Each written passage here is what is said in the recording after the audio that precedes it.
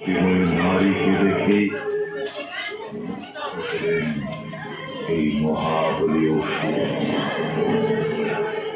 এই অপরূপা, এক নয়নে ক্ষমা আর অন্য নয়নে নিষ্ঠুর চাহনি। কে সিংহবাদ কিভাবে পরিবারে এর সামনে রথ?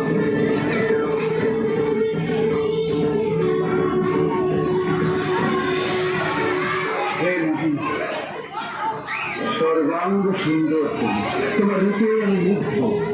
এসো এসো।